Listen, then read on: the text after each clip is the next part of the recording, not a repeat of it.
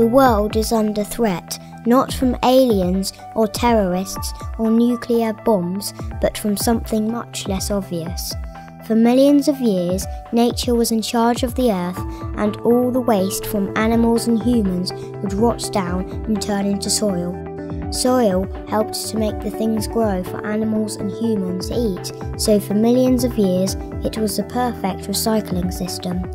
But then, just a few hundred years ago, humans started to make more and more things, so there was just too much for nature to cope with, and rubbish started to be a problem. This was bad enough, but around 1860, plastic was invented, and now almost everything we buy, cars, computers, toys and food, is either made from or wrapped in plastic of some kind. And plastic takes hundreds of years to decompose. All this junk litters our planet, and lots of it ends up in the sea. In the middle of the Pacific Ocean, there are 2 islands of rubbish that together are over 5 times the size of the whole of England. No one has worked out how to clean them up, so they're just getting bigger. Rubbish that isn't recycled goes into enormous pits called landfill. These pits are filled to the top with rubbish and then covered over. But as the rubbish rots, it produces lots of a gas called methane. Methane is what is known as a greenhouse gas. Too much greenhouse gas changes the world's climate and makes it hotter.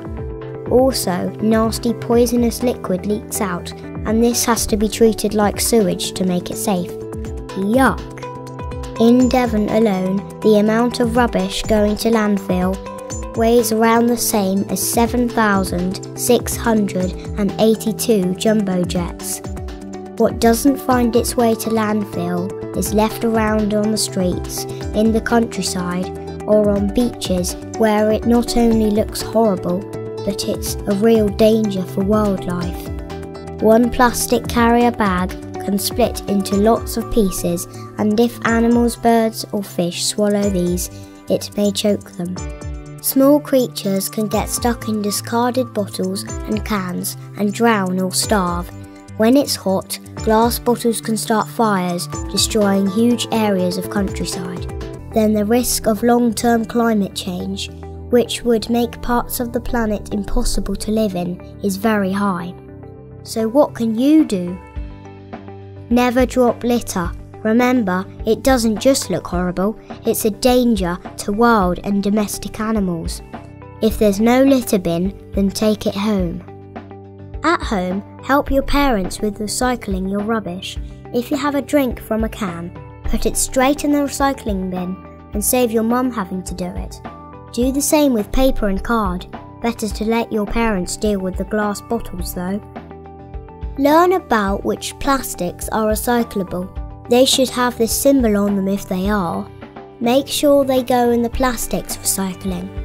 Be careful not to put things in that don't have the symbol, because that will spoil a whole load and it may prevent it from being recycled. You can also recycle clothes, mobile phones and most old toys.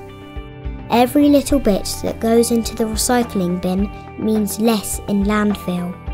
Be careful with old batteries. When they start to decompose, poisonous chemicals leak out. Take them to your local waste recycling site and put them in the special bin provided. These things really do make a difference. If everyone did them, we'd be well on our way to solving the problem.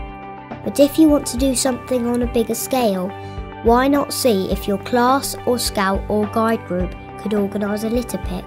Especially if you live near a beach or a public area, this is a great thing to do. When places are clear of litter, it discourages other people from dropping it. Do make sure there are adults in charge though. Previous generations have failed to heed the scientists' warnings. But you and your friends, along with people like those at EnviroHub, can help to clean up the mess they have left. We are all very lucky to live somewhere as beautiful as Devon. Let's do our best to keep it that way. And at the same time, we will be helping the whole planet.